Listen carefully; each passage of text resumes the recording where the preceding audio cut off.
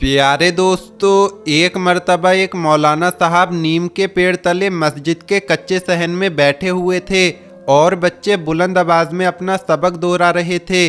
जैसे ही कोई बच्चा जरा सी भी गलती करता तो मौलाना साहब उसे फौरन ठीक करवा देते।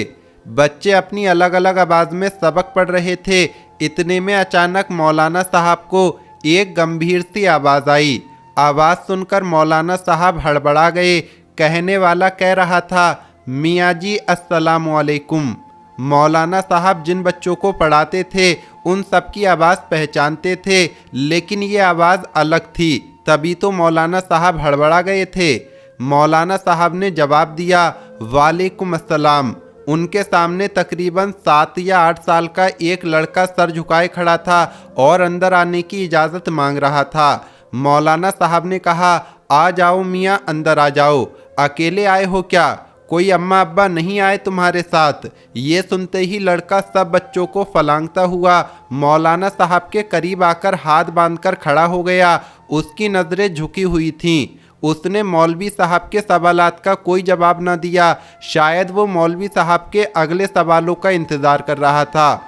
मौलवी साहब को खुद ही पूछना पड़ा कि क्यों मियाँ, कौन हो तुम और कहाँ से आए हो? क्या कुछ पढ़ना चाहते हो? बच्चे ने जवाब दिया, जी हाँ मौलवी साहब, आप मुझे अपनी शागिर्दी में ले लीजिए। मौलवी साहब उसके मासूम सरापे में खो गए थे, लेकिन उस बच्चे की आवाज़ थोड़ी अलग थी। वो उसे घूरते हुए बोले, क्या तुम्हारा ताल्लुक इसी गांव से है? यहाँ तो लोग पंजाबी भी ठीक तरह से नहीं बोलते और तुम हो के उर्दू बोल रहे हो। लड़का ज़रा भी ना घबराया और बोला, वो दरअसल मौलाना साहब, मैं इस सामने वाले जंगल के पीछे जो गांव है वहाँ से आया हूँ, जहाँ नदी बहती है। आपको तो पता ही है, पिछले महीने मूसलाधार बारिशों की वजह से वहाँ पर सैलाब आ गया था और इससे बहुत सारे दरख्त भी उखड़ गए थे, घर भी बह गए थे।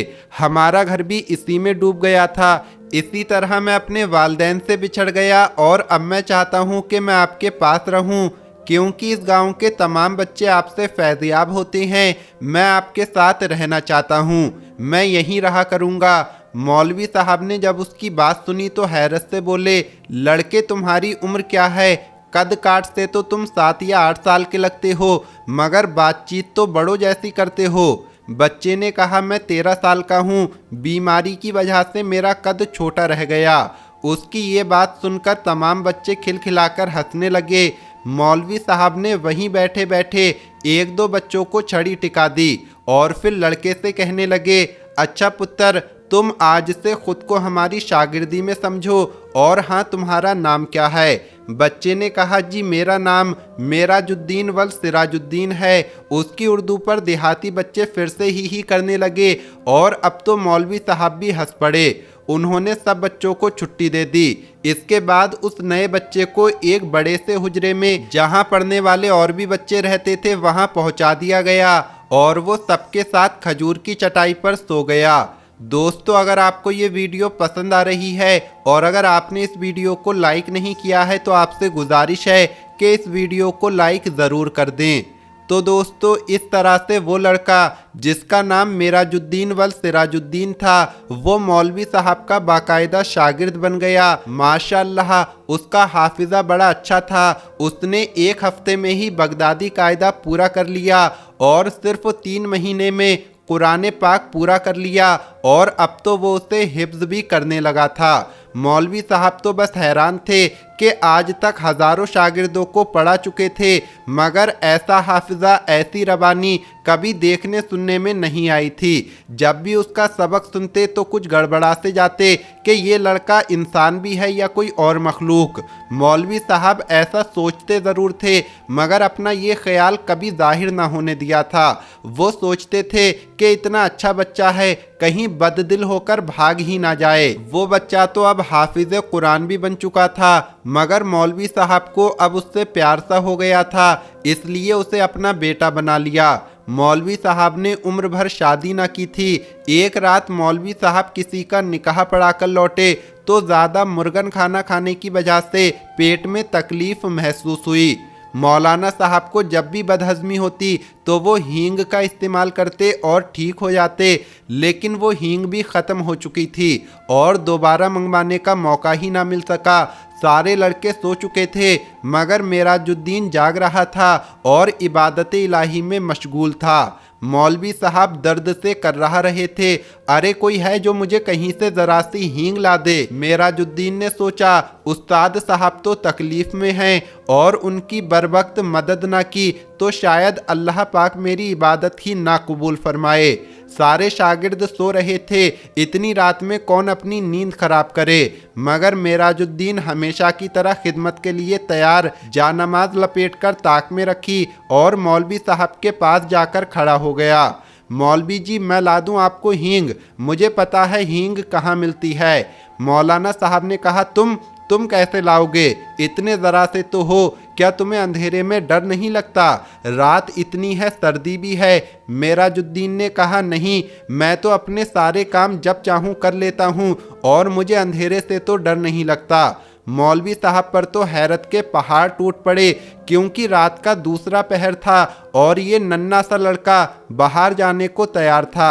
मौलवी साहब ने कहा, अच्छा, अगर तुम बाजिद ही हो तो फिर दूर ना जाना, ये नुक्कड़ वाले बनिए से जरा सी हींग मांग लाओ, कह देना कि मौलाना जी मंगवा रहे हैं। लड़का तो जैसे कह देना कि मौलाना जी मंगवा रहे हैं। लड़का तो जैसे इजाज़त का ही इंतज़ार कर रहा था। वो तेज़ी से बाहर चला गया। उसके बाहर निकलते ही ऐसा लगा जैसे अचानक तेज़ हवाएं चलना शुरू हो गई हों और बारिश हो रही है। मौलवी साहब का तो दिल ही दहल गया, क्योंकि कमरे में रोशन मिट्टी का दिया भी हवा के झोंके से टिमटिमाकर बुझ गया था। मौलवी साहब दिल ही दिल में पशेमान हुए कि बिन माँ बाप के बच्चे को रात के वक्त बाहर क्यों भेज दिया। अगर उसे कुछ हो गया तो। इससे आगे वो कुछ भी ना सोच सके, क्योंकि अचानक से दरवाज़ा खुला और मेराजुद्दीन वापस आ गया। और हैरत की बात ये थी कि बाहर कोई तेज़ हवा का नामो निशान तक ना रहा था। हर चीज़ अपनी जगह पर थी। मौलवी साहब का तो दर्द उसी वक्त ख़त्म हो गया जब उन्होंने देखा कि मेराजुद्दीन के कपड़े तो बिल्कुल सूखे हुए हैं। हालांकि वो कोई छाता या बरसाती भी ओढ़कर नहीं गया था और वापस भी चंद मिनटों में ही आ गया था। और सबसे बढ़कर ये कि उसके हाथ में हींग तक नहीं थी। मौलवी साहब ने अपनी हैरत छुपाते हुए पूछा, क्यों बेटा, ले आए हींग? उसने कहा, जी ले आया हूँ। मौलवी साहब ने कहा, तो फिर देते क्यों नहीं? लाओ मुझे दो। मेराजुद्दीन ने कहा, वो मैंने बाहर सहन में लाकर रख दी है, आप मेरे साथ चलकर देख लो और जितनी चाहिए ले लो। मौलवी साहब को तो गुस्सा आ गया कि अब मैं बाहर जाकर सहन से खुद हींग उठाकर लाऊं।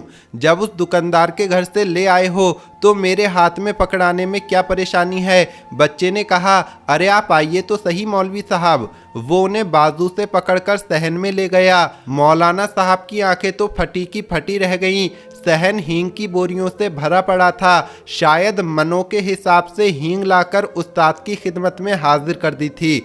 उन्होंने एक नज़र हींग के अंबार को देखा और फिर मेराजुद्दीन के चेहरे की जानिब देखा। उसका सिर हस्बे मामूल उस्ताद के सामने झुका हुआ था। मौलवी साहब ने कहा, इधर आओ, ज़रा मेरी तरफ आंख उठाकर देखो।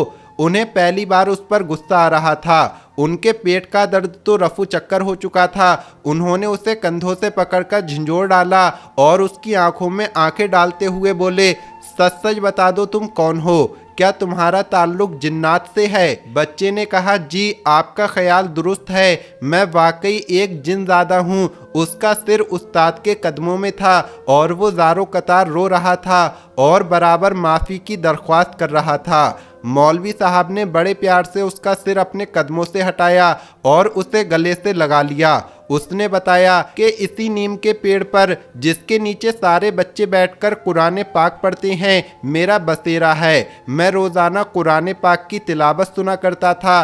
तब मेरा भी दिल चाहा कि मैं आपकी शागिर्दी में आऊं। मौलवी साहब जो बागौर उसकी बात सुन रहे थे, अचानक जैसे होश में आ गए और कहने लगे, अच्छा तो अब तुम्हारा मकसद पूरा हो चुका है ना? तुम कुरान पाक के हाफिज भी बन चुके हो। बेशक तुमने आज तक मुझे शिकायत का कोई मौका नहीं दिया, लेकिन मुझे खदशा है कि अगर किसी दिन तुम्हें किसी बात पर गुस्सा आ गया और अनजाने में तुमने अपनी ताकत का मुजाहिरा कर दिया तो तब क्या होगा।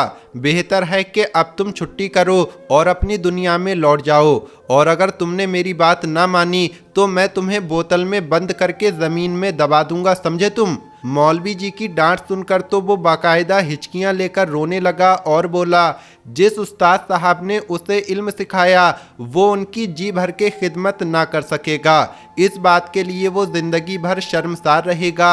मौलवी साहब ने उसे तसल्ली दी और कहा कि उन्होंने अपना हक उस पर माफ़ किया, इसलिए अब वो सीधा अपनी दुनिया में लौट जाए। मेराजुद्दीन मौलवी साहब को अल्लाह हाफिज कहकर किसी नन्हे से बच्चे की तरह दरवाज़ा खोलकर कोठरी से बाहर चला गया। मौलवी साहब को उसकी आंसू भरी आंखें रात भर रुलाती रहीं। मौलवी साहब की हिदायत पर हमेशा के लिए लौट जाने से पहले उसने हींग भी वापस गोदाम में पहुंचा दी। इस बात को काफ़ी साल बीत गए और मौलवी साहब समेत सब लोग उसे भूल गए, क्योंकि वो जिनज़ादा दोबारा कभी लौट कर ना आया। मौलवी साहब ताबीज़ गंडे के भी माहिर थे। अक्सर गांव की नौजवान लड़कियों पर जब कभी हिस्टोरिया का दौरा वगैरह पड़ता और माँ बाप उसे जिन भूत वगैरह की कारिस्तानी समझते तो वो मौलाना साहब के पास आते और वो लड़की फिर से ठीक हो जाया करती। एक मर्तबा एक लड़की को मौलवी साहब के पास लाया गया। वो बिना पानी के मछली की तरह तड़प रही थी और बार बार सिर पटक रही थी। उसकी आंखें अंगारों की तरह लाल हो रही थीं, बाल बिखर गए थे। मौलवी साहब को वो लड़की बाकी लड़कियों से अलग नजर आई। उन्होंने उस पर कुछ पढ़कर फूंका और अपना अमल जारी रखा। मौलवी साहब कुछ देर तक पढ़ते रहे और फिर अचानक चीख पड़े, मेराजुद्दीन तुम तो अपनी दुनिया में वापस नहीं गए। क्या तुमने अपना वादा भुला दिया और ये भूल गए कि उस्ताद की नाफरमानी कितना बड़ा गुनाह है। तुम मुसलमान जिन हो, इबादत गुजार हो, फिर तुम इस लड़की को क्यों परेशान कर रहे हो। अब तो मैं यकीनन तुम्हें इसकी सख्त सज़ा दूंगा। तुम इस लड़की को फ़ौरन छोड़ दो और अभी मैं तुम्हारा इलाज करता हूँ। मेरा ख्याल है कि मुझे तुम्हें बोतल में बंद करना ही पड़ेगा। जिन ने कहा, नहीं मियाँ जी ऐसा ना करना, आपको अल्लाह का वास्ता, मैं वादा करता हूँ कि अब मैं कभी लौट कर नहीं आऊँगा, मगर सिर्फ एक बार, आखिरी बार मुझे लौट जाने से पहले आपकी कदम बोसी करना है। आपका आखिरी दीदार करना चाहता था मैं हरगिज़ ऐसी हरकत नहीं करता। अगर मैं अपनी इससे पहले वाली कोशिश में कामयाब हो जाता, शायद आपको मालूम होगा कि गांव की जमींदार की ठीक उसी रात किसी ने चारपाई उलट दी थी जब मैंने आपको अल्लाह हाफिज कहा था। मेरा प्रोग्राम ये था कि यूं इस बंदे के इलाज के लिए आपको बुलाया जाएगा और मैं अपने मोहतरम उस्ताद का दीदार एक बार फिर कर सकूंगा। मगर मुझे नाकामी का मुंह देखना पड़ा, क्योंकि मुझे भगाने के लिए उन्होंने किसी को बुला लिया था। उसने मुझे सख्त तकलीफ़ और अजियत पहुंचाई, क्योंकि उसने मुझे वाकई एक बोतल में बंद करके खेत में दबा दिया था। वो तो मेरी लगन सच्ची थी कि ज़मीन पर ट्रैक्टर चला और आज पूरे 10 साल बाद मुझे रिहाई मिली। तो मैंने सोचा कि उस्ताद के दीदार के शौक़ में मैंने बड़ी सज़ा पाई है, अब तो मैं ज़रूर आपकी ज़ियारत करके रहूँगा, चाहे मुझे एक बार फिर से इसके बदले बोतल के अंदर जाना पड़े। बेहद अफसोस है कि मुझे ये तरीका इख्तियार करना पड़ा, मगर मेरी ख्वाहिश तो पूरी हो गई है। अब आप मुझे बस आखिरी बार अपनी कदम बोसी का मौका दे दें। मैं अपने उस्ताद के कदमों की खाक पलकों पर लगाना चाहता हूँ, आपके गले लगना चाहता हूँ। मौलवी साहब ने उसे लड़की को छोड़ देने का हुक्म दिया और उसे गले से लगाकर खूब प्यार किया और दरवाज़ा खोल दिया। लड़की एकदम होश में आ गई, मगर मौलवी साहब की आंखें नम हो गईं। तो दोस्तों, ये किस्सा एक मौलवी साहब और एक जिनज़ादे का था जो हमने आपको सुनाया। अगर आपको ये वीडियो पसंद आई हो तो इसे लाइक ज़रूर करें और ज़्यादा से ज़्यादा शेयर करें और हमारे चैनल को सब्सक्राइब करके बेल आइकन भी दबा दें।